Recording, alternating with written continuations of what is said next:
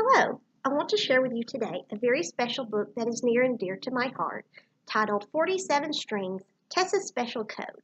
The author is Becky Carey, the illustrator is Bonnie Lick. It's 29 pages, so it's a very simple book to work through with your child in one setting. The illustrations are ink and watercolor, and they are absolutely beautiful.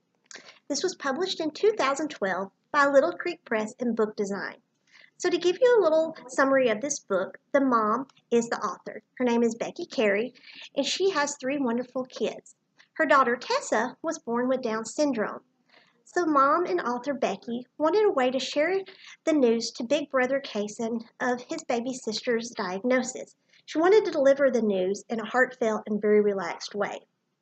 So she opens up the book by talking to Kason and reminding him of when his baby sister was born. She talks about how they used to cuddle and how do you remember how she smiled. And they talk about all the things that they know about Tessa, her wonderful eyes, her hair, just the great qualities that make her who she is. So she talks about how everyone has their own code. And I think it's wonderful because on this page, as you see here in this drawing, it shows the chromosomes in our genetic makeup. So while most of us have 46 chromosomes, people with Down syndrome have a little something extra, 47 chromosomes. And that extra chromosome is extra awesome and amazing. So she goes on to talk about how having Down syndrome might mean that Tessa will do things a little bit differently and maybe at a different pace than others. And that's okay.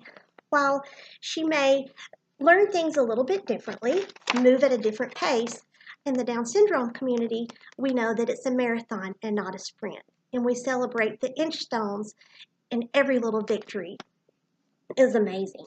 So she goes on to talk more about Tessa and how if things are a little bit different than they expected they would be, that's okay.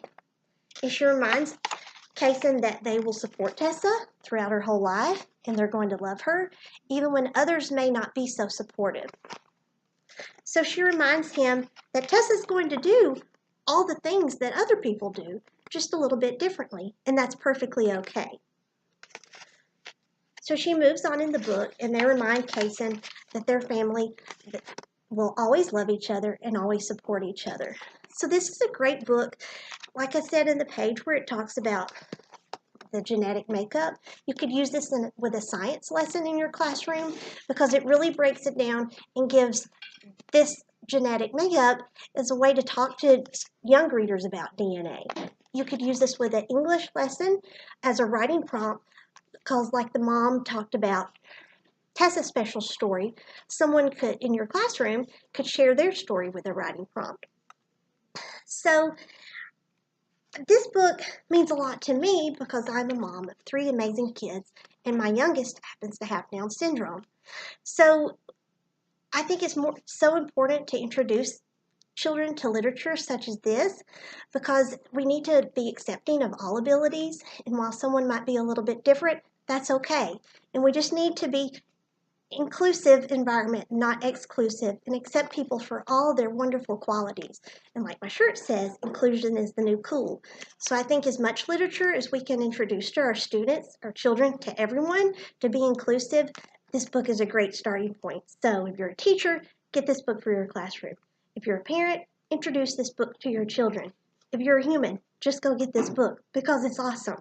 So in the back, it shows a picture of Tessa's family here, and it gives you a little note about the author and illustrator.